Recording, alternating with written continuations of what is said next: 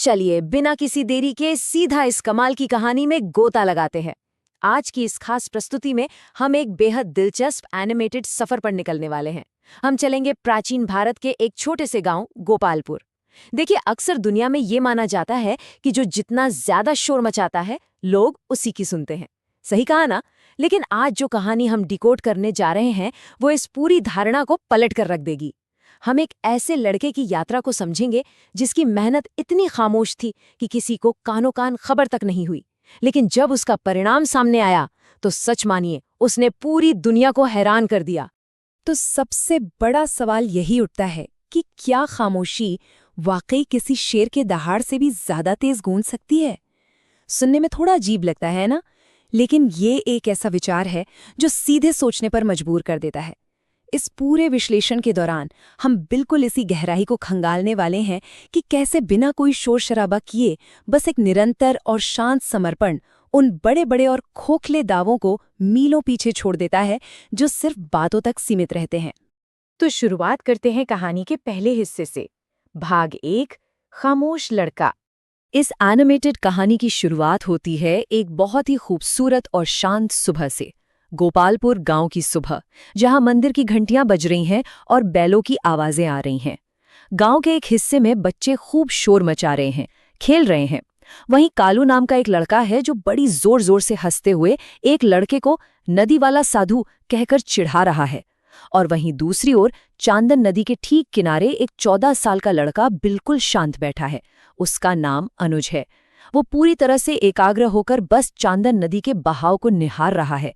मजे की बात देखिए, कालू के मजाक पर जब सब ठहाके लगाते हैं तब भी अनुज के चेहरे पर बस एक हल्की सी मुस्कान होती है। ये फर्क अपने आप में बहुत कुछ कह देता है। खैर, गांव के बुजुर्गों को अक्सर लगता था कि ये लड़का इतना चुप क्यों रहता है, कहीं ये कमजोर तो नहीं। लेकिन सच्चाई इसके बिल्कुल उलट थी। यहाँ अनुज की खामोशी का मतलब उसकी कमजोरी बिल्कुल नहीं था। जब कालू ने उससे पूछा कि भाई दिन भर नदी के पास क्या करते हो, तो अनुज ने बड़ा सीधा सा जवाब दिया, खुद को सुनता हूं। ये दरअसल उस केंद्रित ऊर्जा की अवस्था है जहां दुनिया भर के शोर को दरकिनार करके इंसान सिर्फ अपने भीतर की आवाज सुनता है। उसके लिए चांदन नदी सिर्फ पानी का बहाव नहीं थी, वो नदी उसकी दोस्त थी, उसकी गुरु थी, जो उसे बिना रुके बस आगे बढ़ते रहना सिखा रही थी। और फिर आता है इस सफर का दूसरा अहम हिस्सा, भाग 2, शाही घोषणा। शांति से भरे इस गांव में अचानक एक बहुत बड़ा बदलाव आता है। गांव की गलियों में जोर जोर से ढोल बजने लगते हैं। ऐलान होता है एक राज्य स्तरीय दौड़ प्रतियोगिता का। इस एक घोषणा ने पूरे गांव की धड़कनें तेज कर दी और दांव पर लगे इनाम भी कोई मामूली नहीं थे। जीतने वाले को मिलेगा एक शानदार स्वर्ण पदक, सीधे शाही गुरुकुल में शिक्षा पाने का मौका और सबसे बड़ी बात, खुद राजा का आशीर्वाद। ये सुनते ही गांव के बच्चे खुशी से उछल पड़े। कालू ने तो वहीं खड़े खड़े चिल्लाकर अपनी जीत का पक्का दावा तक कर दिया। लेकिन उस भीड़ में खड़ा अनुज अब भी बिल्कुल चुप था। चेहरे पर कोई भाव नहीं था, लेकिन अंदर ही अंदर उसका दिल बहुत तेजी से धड़क रहा था, क्योंकि उसे चांदन नदी की वो निरंतर बहने वाली सीख याद आ रही थी। रजिस्ट्रेशन वाले दिन का ये किस्सा बड़ा ही मजेदार और ऊर्जा से भरा है। चौपाल में लंबी कतार लगी हुई थी। जब अनुज का नंबर आया तो उसकी वो पतली सी कदकाठी देखकर नाम लिखने वाला आदमी जोर से हंस पड़ा। तंज कसते हुए बोला कि इतने दुबले पतले हो, दौड़ोगे या हवा में उड़ जाओगे? अनुज ने बिल्कुल शांत भाव से जवाब दिया, अगर उड़ गया तो सबसे आगे उतरूंगा।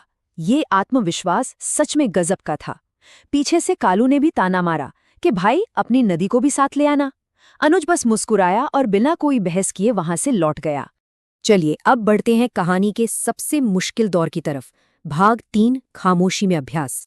ये वो दौर था जहां सारे शब्द खत्म हो गए, सारे ताने पीछे छूट गए और शुरू हुई शरीर को तोड़कर रख देने वाली कड़ी मेहनत। एक ऐसा अभ्यास जिसे कोई नहीं देख रहा था। अनुज की खामोश तपस्या कुछ ऐसी थी कि सूरज निकलने से पहले ही वो ठंडी रेत पर नंगे पांव दौड़ने लगता। दिन में नदी के खतरनाक और फिसलन भरे पत्थरों पर संतुलन बनाना और शाम को नदी के तेज बहाव के बिल्कुल खिलाफ तैरना। रात को जब पूरा गांव चैन की नींद सो जाता, तब वो थका हारा अनुज आसमान के तारों को देखकर खुद से बस एक ही वादा करता कि अब किसी भी हाल में पीछे नहीं हटना है। जाहिर है इस ट्रेनिंग के दौरान इंसान कई बार टूटता भी है। एक दिन तेजी से दौड़ते हुए अनुज का पैर फिसला और वो सीधे कीचड़ में मुंह के बल जा गिरा। तभी पास से गुजरता हुआ वही कालू ये सब देखकर जोर से हंसने लगा। लेकिन उस वक्त अनुज ने जो जवाब दिया ना, वो सीधे दिल पर लगता है। कीचड़ में पूरी तरह से सने हुए अनुज ने उठकर कहा, कम से कम मैं गिरकर भी आगे तो बढ़ रहा हूं। ये उस लड़के का माइंडसेट था जिसने किसी भी कीमत पर हार मानने से साफ इनकार कर दिया था।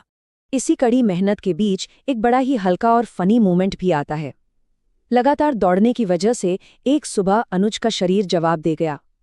आंखों के सामने अंधेरा छा गया और वो जमीन पर गिरकर जोर जोर से हाँफने लगा। तभी पास ही बैठी एक बकरी उसे घूरने लगी और अजीब सी आवाज निकालने लगी, जैसे वो भी जज कर रही हो कि ये लड़का जिंदा बचेगा भी या नहीं। इस अजीबोगरीब स्थिति पर अनुज खुद अपनी हंसी नहीं रोक पाता और बकरी की तरफ देखकर कहता है, चिंता मत कर, अभी कहानी खत्म नहीं हुई है।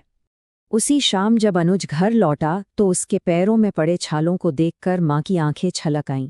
लेकिन अनुज ने अपनी माँ से जो कहा वो इस पूरी कहानी की सबसे मजबूत भावनात्मक नींव है। उसने कहा, माँ, अगर आज मैं दर्द से डर गया तो कल लोग मुझे डरपोक कहेंगे। ये सुनकर माँ ने एक शब्द नहीं कहा, बस अपने आंचल से उसका पसीना पोंछ दिया। बस उस एक पल में अनुज को समझ आ गया कि अब इस सफ़र में वो बिल्कुल अकेला नहीं है। उसकी माँ का वो मौन समर्थन पूरी तरह से उसके साथ है। तो अब वक्त आ गया था कहानी के उस चरम का जिसका सबको इंतजार था। भाग 4, अंतिम दौड़। आखिरकार रेस का दिन आ ही गया। मैदान का माहौल किसी बड़े उत्सव से कम नहीं था। उड़ती हुई धूल, ढोल नगाड़ों का गगनभेदी शोर, बैलगाड़ियों में भरकर आते लोग, हवा में एक गजब की बिजली जैसी ऊर्जा थी। स्टार्टिंग लाइन पर दोनों प्रतिस्पर्धियों का कॉन्ट्रास्ट देखने लायक है। एक तरफ कालू है जो अब भी बड़ी बड़ी डींगे मार रहा है और अनुज पर ताना कसते हुए पूछता है कि क्या अभी से हार मान ली है, और दूसरी तरफ अनुज है जो साधारण कपड़ों में नंगे पांव खड़ा है। वो अपनी आंखें बंद करके सिर्फ चांदन नदी के बहाव को महसूस कर रहा है। वो बड़ी शांति से जवाब देता है। दौड़ में बातें भारी हो जाती हैं और फिर रेस शुरू होने की घोषणा होती है। तैयार? दौड़ शुरू होते ही पूरे आसमान में धूल का गुब्बार छा जाता है। शुरुआत में अनुज सबसे पीछे रह जाता है। भीड़ तो यही मान लेती है कि पक्का कालू ही जीतेगा, लेकिन तभी गेम पलटता है। अनुज अपनी सांसों को बिल्कुल चांदन नदी की लय में ढाल लेता है। अचानक उसके पैर हवा की तरह हल्के हो जाते हैं और वो बिजली की तेजी से एक एक करके सबको पीछे छोड़ने लगता है। ये पल सच में रोंगटे खड़े कर देने वाला है। दौड़ के बिल्कुल आखिरी चक्कर में जब कालू पीछे मुड़कर देखता है तो उसका सारा घमंड चूर चूर हो जाता है। उसकी अहंकारी मुस्कान पल भर में गायब हो जाती है। वो बस हक्का बक्का होकर बड़बड़ाता है, ये यहाँ कैसे पहुंच गया? जिस लड़के को सब कमजोर और नदी वाला साधु कहते थे, वो बिना किसी थकावट के हवा में तैरता हुआ सा कालू के बिल्कुल करीब आ चुका था। इस आखिरी पल में आते आते अनुज के लिए दुनिया का सारा शोर जैसे एकदम गायब हो चुका था। उसे न तो भीड़ की कोई चीख सुनाई दे रही थी, न कोई ताना। उसके कानों में सिर्फ और सिर्फ चांदन नदी की लगातार और अथक बहने वाली आवाज गूंज रही थी। और अपने शरीर की आखिरी बूंद तक की ताकत झोंकते हुए अगले ही पल वो फिनिश लाइन को पार कर जाता है। पूरा का पूरा मैदान जैसे सन रह जाता है। और यहीं से शुरू होता है हमारा 5वां और आखिरी हिस्सा, भाग 5, मेहनत बोलती है। रेस खत्म होने के बाद छाई उस गहरी खामोशी को अचानक तालियों की गड़गड़ाहट तोड़ देती है। पूरा मैदान खुशी से गूंज उठता है। ये शोर इतना तेज था कि लगता था जैसे चांदन नदी तक इसकी गूंज जा रही हो। जिस लड़के को सबने हमेशा नजरअंदाज किया, जिसका मजाक उड़ाया, आज वो विजेता बनकर सबके सामने खड़ा था। जब खुद राजा ने उसे स्वर्ण पदक पहनाया और पूछा कि वो इतना चुप क्यों रहता है, तो अनुज ने एक ऐसा जवाब दिया जो इस पूरी प्रस्तुति का सार है। उसने कहा, महाराज, शब्द थक जाते हैं लेकिन मेहनत नहीं। ये एक छोटी सी लाइन खोखले दावों और सच्ची लगन के बीच के फर्क को हमेशा के लिए साफ कर देती है। हमारे ये एनिमेटेड कहानी वहीं वापस लौट आती है जहां से ये शुरू हुई थी, वापस उसी चांदन नदी के किनारे। जीत के बाद गांव वालों की आंखें सम्मान से झुकी हुई थीं। अनुज एक बार फिर नदी के पास खड़ा था, लेकिन आज उसके चेहरे पर एक अलग सी ही चमक थी। उसने नदी की ओर देखकर मुस्कुराते हुए कहा, देखा चांदन, आज मेरी खामोशी सबसे जोर से बोली। और नदी हमेशा की तरह अपना काम करते हुए चुपचाप निरंतर बहती रही। तो इस पूरी कहानी को देखने और समझने के बाद एक बहुत ही गहरा और विचारोत्तेजक सवाल सामने आता है आज की इस शोर से भरी दुनिया में, जहां हर कोई सिर्फ अपनी बात मनवाने और खुद को साबित करने में लगा है, वहां किसी का खामोश समर्पण अपनी आवाज कैसे सुनाएगा? अनुज की ये यात्रा बहुत ही खूबसूरती से साबित करती है कि अगर इरादों में चांद नदी जैसी निरंतरता हो, तो सफलता का शोर खुद ब खुद पूरी दुनिया को सुनाई दे जाता है।